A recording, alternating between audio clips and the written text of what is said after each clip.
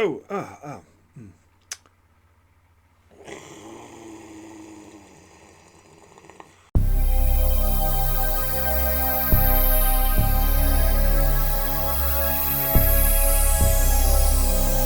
Hello and welcome to Enchantment of Eternity's review for the Icarus Factor, which is episode 14 of season 2 of Star Trek The Next Generation. This video is a part of a series of videos where I review episodes of Star Trek The Next Generation, one episode at a time. In this video, I cover the season 2 episode, The Icarus Factor. So the Icarus Factor is the episode where Riker is offered a command. His father comes on board to give him the position, but Riker refuses to give his father the time of day. His father himself is an arrogant asshole who apparently used to sleep with Dr. Pulaski, and eventually they have it out in some futuristic American Gladiator type martial arts battle where he find out his father was cheated all his entire life in order to win, and so Riker forgives him and decides not to take the command and stay on the Enterprise. Meanwhile, Worf is very grumpy and being an angsty teenager and rude to everyone because it was his rite of ascension, and Wesley does some research, finds it out, goes on a holodeck, recreates it, he hits himself with a bunch of pain sticks, and he's okay now. So this is the Icarus Factor. This is an episode that is probably, if I'm being honest, one of my cat's hyperactive. One of the episodes I've seen the least of the entire show, particularly of season 2, and there's a good reason why haven't seen this episode that much. Not so much that I particularly hate it or particularly think it's terrible. It's more forgettable more than anything. All I remember is oh yeah, it's that one with Riker's dad. And that's about all there is to it. I think this is an incredibly boring episode, as I alluded to with my intro there. And more than that, I think one of the main reasons why it is so boring is that Riker and his father have absolutely zero chemistry together. Their relationship is incredibly uninteresting. I don't really get the conflict from them. I don't think it's done particularly well. He's often, he just comes off as a typical asshole, Riker's father, very arrogant, and so I don't like him, don't like seeing him, and I don't really buy Riker's angst towards him, and it just gets annoying where every time it's just the same scene over and over again. He comes up to Riker and says, "Oh, son, let's connect." And he's like, "No, I don't have time for this," and walks out. And they repeat that 4 times. They don't really expand upon that until we get to the final scene of the episode, in which Riker's just like, "I wish you died and not Mom." And it's just really clunky writing. I think that's what I have to boil this down to. It was a very, very poorly written episode. It seems like they did this in a hurry, and they didn't really have time to flesh it out. I know the intention was to do a very character deep dive and interesting character story. And it's funny because I was just watching a whole bunch of reviews and different opinions on this episode, and there seems to be a lot of people who did like this, did think it was a decent episode, and thought that it was an interesting character dive. It was interesting not to have a threat of the week, which is, I will give it credit for that, because I often criticize episodes for needing to have a threat where they didn't seem to need to have one. But the thing with that is, if you're not going to have a threat of the week, and I firmly believe you do not always need one, there's some episodes I think that would have been much better without one, but if you're not going to have one, the character stories need to be well developed and interesting, which this was not. The concept was interesting, but the execution was poor, to say the very least. The execution was done so poorly, it would not hold your attention. So in order to have a character story with no threats, it needs to be a good character story that's well developed and develops the characters and that's interesting to watch. And this was not it. As I said, the concept of Riker having daddy issues, there's nothing wrong with that concept. I heard some other reviews, people didn't like that episode, that hated the concept. I'm fine with the concept. I'm just not okay with the execution. Let me compare it to an episode I just watched a video on recently, the Deep Space Nine episode, The Alternate, which is not a great episode, but it's certainly much better than this episode, and it does the same thing. It deals with Odo's sort of daddy issues with the Bajoran scientist who studied him and raised him, and that was actually executed even so well, even though in that case that wasn't even Odo's father. It was just his kind of adopted father, or the person who sort of raised him in the Alpha Quadrant.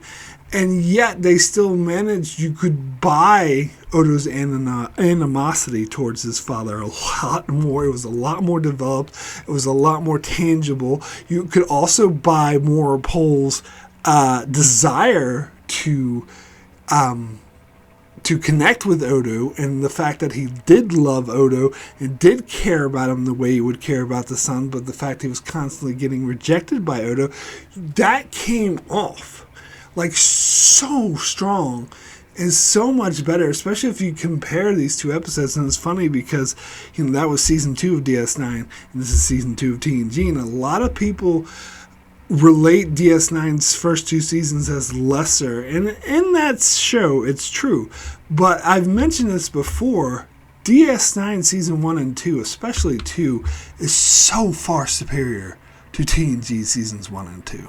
Even though there are the lesser seasons of their particular show, there are still leaps and bounds ahead of TNG season 1 and 2, which I affirm is in the pit of the entire Star Trek franchise. Not the absolute worst, mind you. I've said that before. It's Picard season 2, then Enterprise seasons 1 and 2, but then TNG seasons 1 and 2.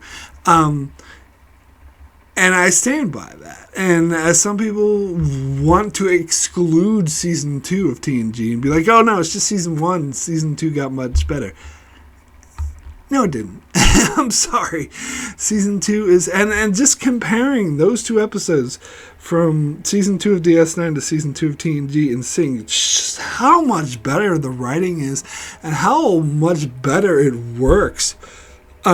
Now, granted, the alternate did have a threat of a week, and it didn't necessarily need one. It's not the threat that makes it better. It's the character connection. It's the buying the character dynamics and that work. And here, I was just totally not interested in Riker and his father at all. Like, period, point blank. I had zero interest. In fact, I didn't even like the character of Riker's father. I was so glad that he only appeared in this one episode because he was an arrogant ass who I did not like seeing on screen. He brought nothing to it. Oh, the other thing I need to bring up is the actor Mitchell Ryan, who plays Kyle Riker. I recognize him most of all from Dharma and Greg, that sitcom.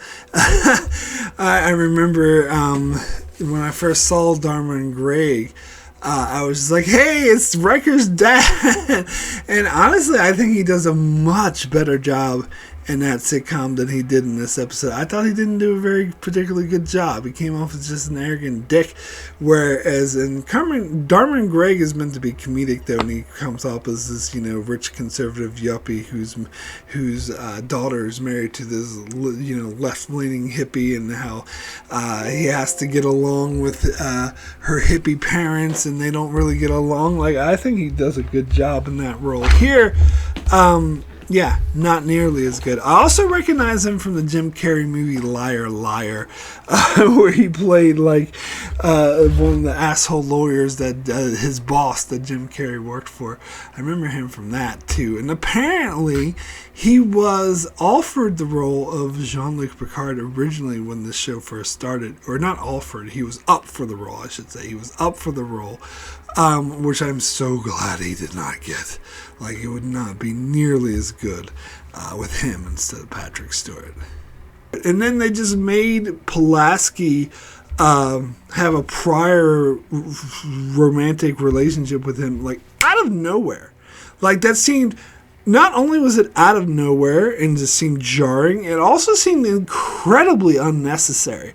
Like, I totally did not buy for a single second that they had this prior relationship. It seemed contrived writing, point blank. And whenever the two of them tried to relate to each other and they talked about their past relationship, I was just zoned out. I was just so out of there. I just had zero interest in it. I didn't buy it at all. I wasn't interested in it at all. I was just thinking the whole time, this is bad writing. This is contrived. This does not work. This is annoying to watch. And some people liked the portrayal of Pulaski in this episode because they tried to flesh her out. I don't think they did. I just didn't buy her. And you know what? One of the funniest lines. I'll get into the other funny lines that's intentional, that's meant to be funny. But what I think is even funnier than the intentional funny line was the unintentional funny line, where Troy says to Kyle Riker, it says, "Oh, empathy is Dr. Pulaski's strongest trait." Ha! That's hilarious.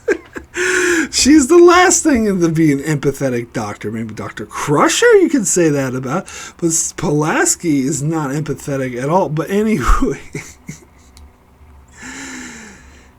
And just her whole inclusion was just so extraneous. She didn't add anything to the plot. I totally disagree with those who say this is a good episode for her. It absolutely was not. It's not a good episode for anyone. Yeah. And I think this was the first episode that mentioned that Riker was from Alaska, if I remember correctly. I just felt sorry for Riker for having such an asshole dad, and yet at the same time I thought he was being an immature dick by constantly rejecting him and not even willing to talk to him at all. It's just there was nothing for me to grasp onto in this episode. Now there's the whole plot line too about Riker being offered a command and turning it down, and I think this was a giant waste of time. It kind of irritates me to watch this because they're spending so much time on, yes, you're gonna talking about this mission. He's going into deep space, and his first officer is like great with languages, which if you have the universal translator, what difference does that make? But anyway, Picard seemed impressed by it regardless. Sometimes they forget the universal translator is a thing, but especially the 24th century version, which is near perfect. But anyway, they talk about this mission, and Worf even wants to come with them, saying, "Oh, it could be dangerous." And Riker's like, "Well, it's probably just going to be boring, actually." And they're talking like he's definitely going to go, and you know that he's not. And I bet you, like, granted, I saw this episode, a couple years after it was released, and I knew he was still on the show. But still, if I was watching this as it was released, I would know for a fact that Riker was not leaving the show. Like, that's obvious. And then they even have a scene where he says goodbye to Troy and she cries and whatever. And apparently this is the first time we see her office. And that felt so hollow. It really did. Like, I did not feel the connections to this character. Mind you, I made a video once where I called the Riker and Troy relationship the best relationship in Star Trek, the franchise, and I stand by that. But per its portrayal in other episodes, mainly later episodes, not this one. This was a bad portrayal of it. Again, it felt jarring and out of nowhere, and in the way that Kyle was hitting on Troy and saying, "Oh, I see something me and my son have in common. We both like hot women." that's so cringy. Again, that's probably the Roddenberry as the TOS aspect of it that's still present in season 2 of TNG that just annoys the fuck out of me.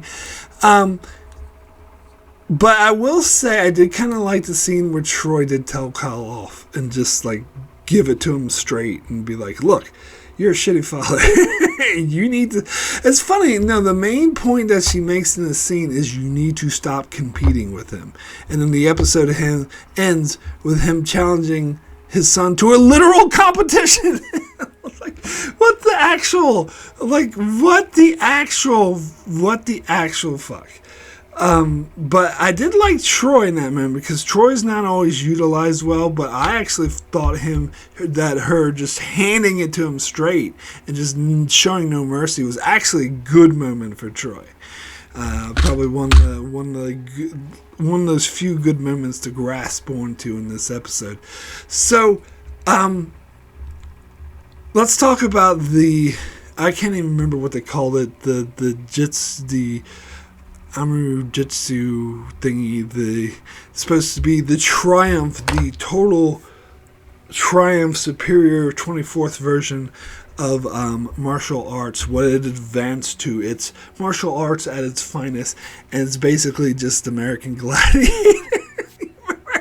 You remember American Gladiators from the 80s? They dressed up on those things and they go with like these giant Q-tips. It was so dumb. Now, this did appear in Lower Decks, and I think it was just mostly in the background. You could see people with those jitsu, and of course, that's brilliant of Lower Decks to make fun of it because it's something that absolutely deserves to be made fun of. And it's because it's part of the canon.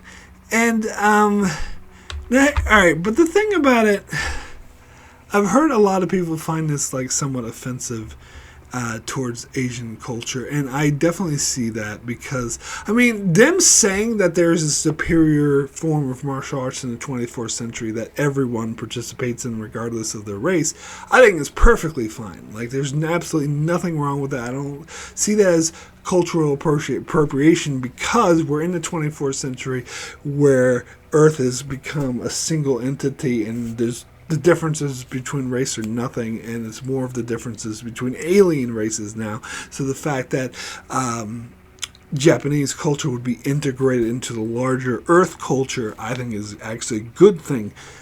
But where it becomes offensive is that the way that it's executed, the way they say this American Gladiator bullshit is the superior form of martial arts, that's kind of offensive. And apparently, I just heard from someone who speaks Japanese that they kind of misinterpreted some of the sayings, and they're not being used. Some of the Japanese things that Riker and his father say in this episode are not actually accurate to what the situation calls for. So in that case, I can see how that's being culturally insensitive, and that maybe this should have been handled better, and maybe they should have actually got an actual martial arts specialist involved, fork out some money, get someone who actually knows something about martial arts to create something that legitimately could be seen as a superior form of martial arts instead of just doing American fucking Gladiators. It looks so dumb. Anyway, sorry. Anywho, let's get to the Worf side plot, which a lot of people point out as the better part of the episode, and I would say it's the less bad part of the episode. I don't know if better would be the word I would use, because it is kind of annoying. I don't think this is that good of a plot, to be honest. Like, there's not much to it. Most of it is like Wesley whining to Data and LaForge, and Data LaForge being like, "Oh, leave us alone. Why don't you deal with it? We're, whatever." And Wesley kind of being whiny towards Worf and trying to talk to him, and Worf's being a dick. But I will say, I did like the scene, and I'll talk about the intentional funny scene in this episode, which my opinion, is still not as funny as the unintentional funny scene, but still, the intentional funny scene where they're in sickbay and Data and LaForge are like, Data saying, hey, we should go over and talk to Worf, and LaForge just like, be my guest, Data, you go for it.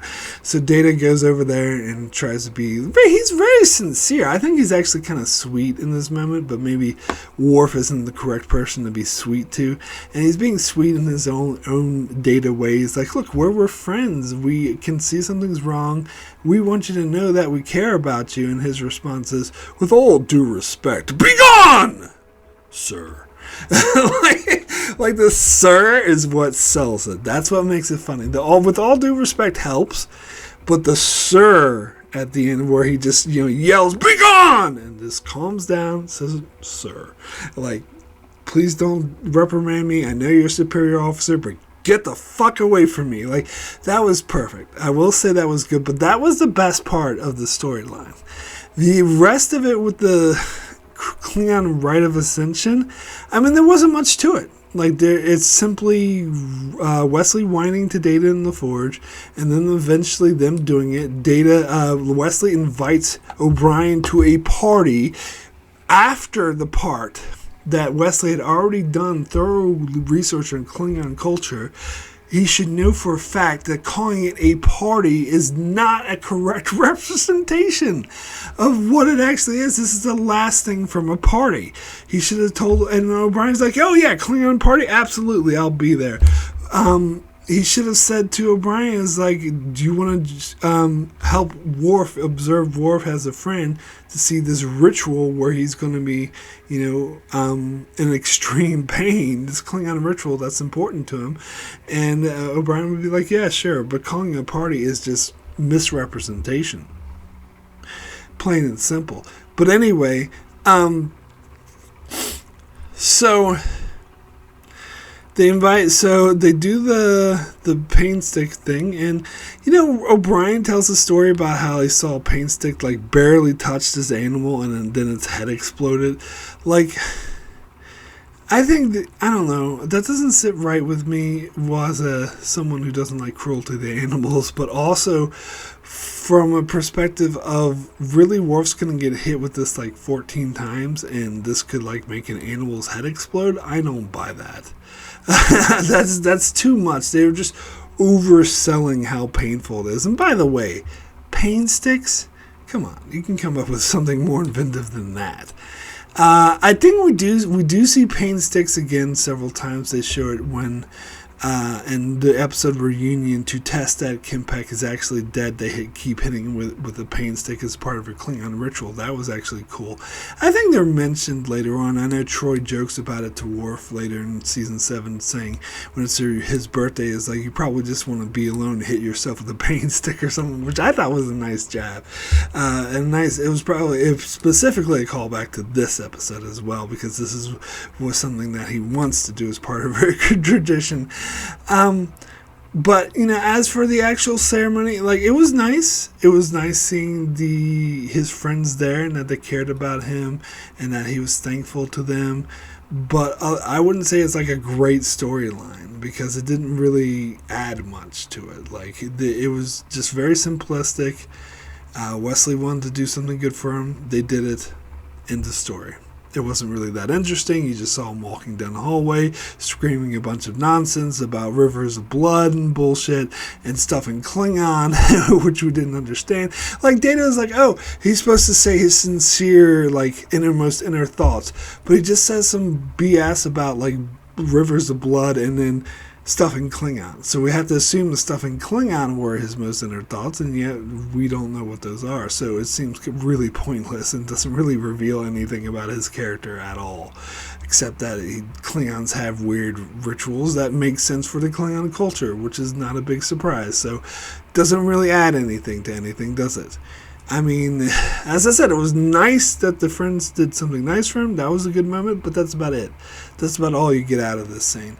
And I do have to mention John Tesh from Entertainment Tonight. If you're not from America, you might not be aware of this show. It was obviously an entertainment show in the late 80s, early 90s. and John Tesh was one of the hosts from it, and he did it. I remember seeing this when it first came out. He did a segment on, or maybe not when it first came out. I think I saw a recording of it after the fact because I didn't get into Star Trek till like 4 years later or 3 years later. But anyway, I remember seeing it, and that he did a segment about Star Trek Next Generation when he went on set and examined it, and it was for this episode. And part of that experience was he actually played a Klingon, so he got into all the Klingon makeup, and so he got to experience what it was like putting the Klingon makeup on, and he played one of the Klingons that hit Worf with the pain stick. And I remember there was a collectible card game. I should talk about this more. That I used to play kind of like Magic cards, but with Star Trek. I used to play that in the 90s and early 2000s, and when it first came out in the early 90s, they had a card of this character that John Tesh played, and they called him Kotesh.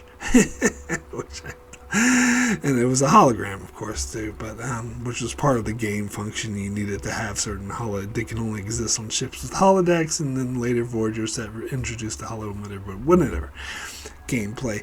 Anyway, so yeah, I remember that. That was something else noteworthy of this episode. But other than that, yeah, I mean, there's not much to this episode.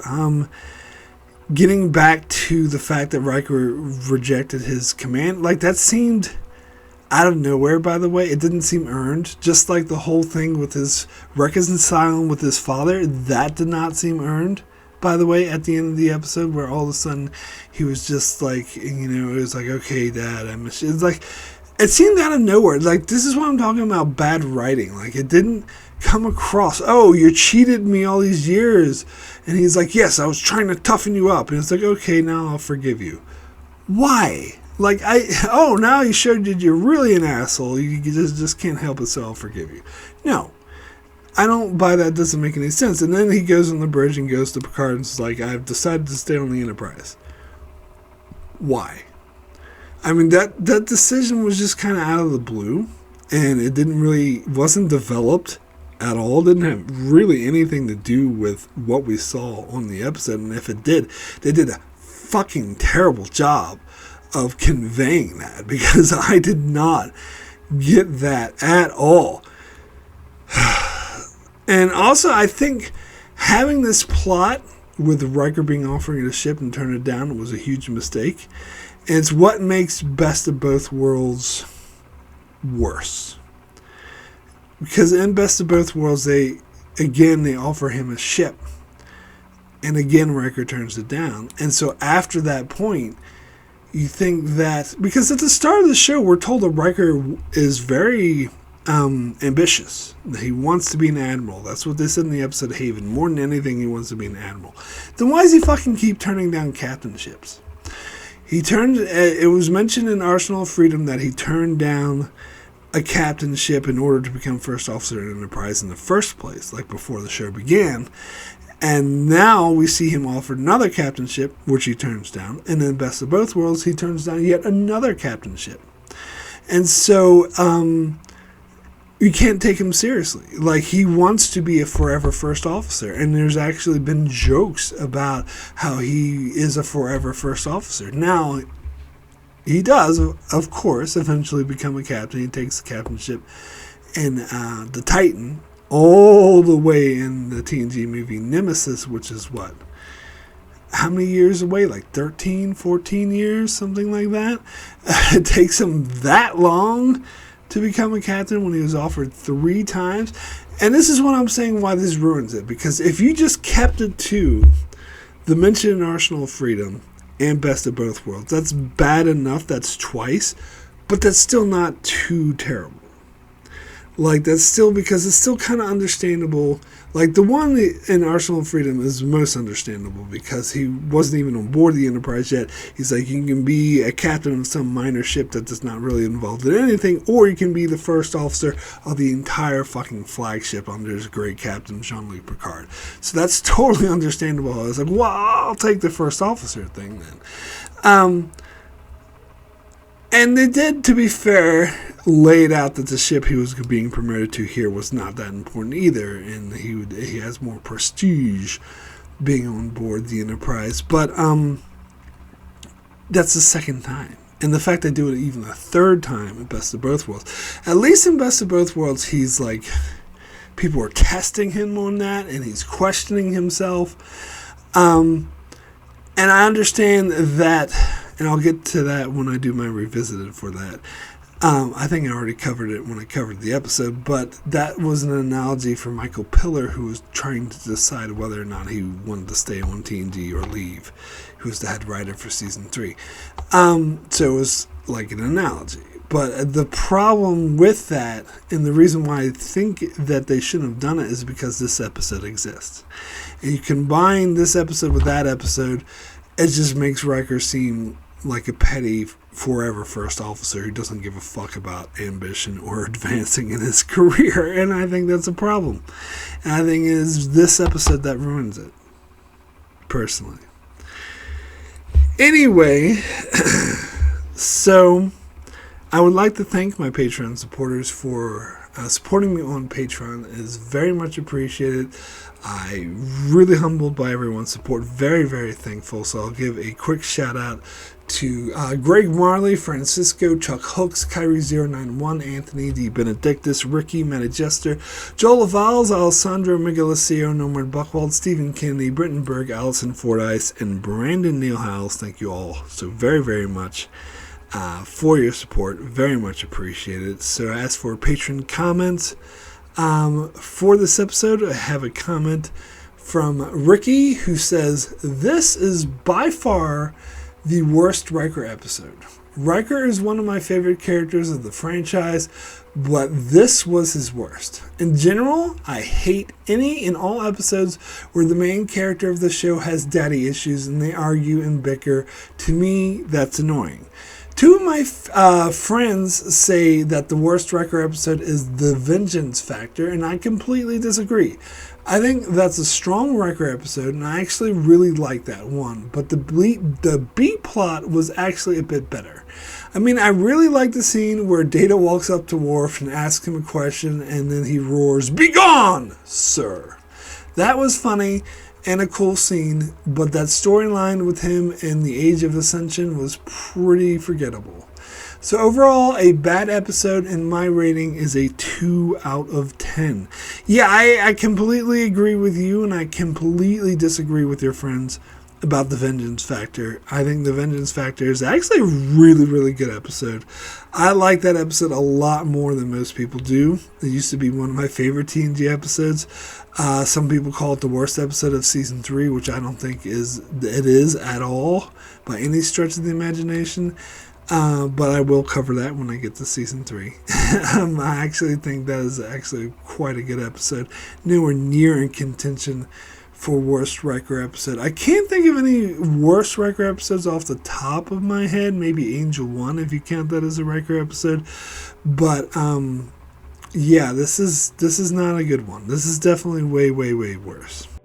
Okay, so next comment is from Norman Buchwald, who says, "Ooh, Pulaski once did the nasty with Riker's father.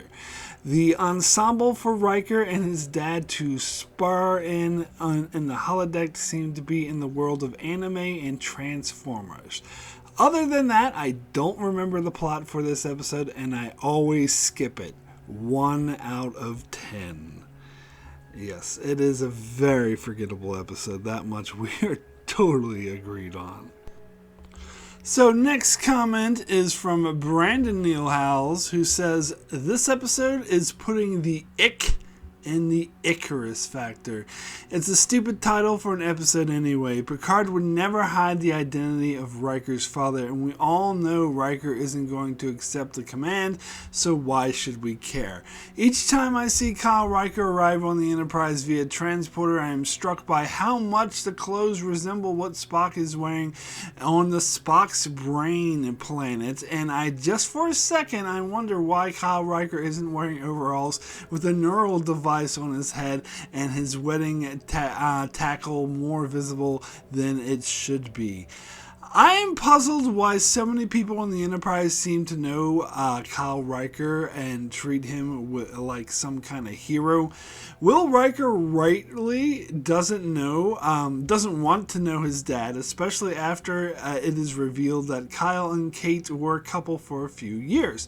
And when Kyle told his son, she was your mother, but she was my wife, I really hated him. Then there's the Tron duel, where we find out that Kyle has been cheating at Ambujitsu since Will was 12 years old. And they forgive each other and hug after the match. What the fuck?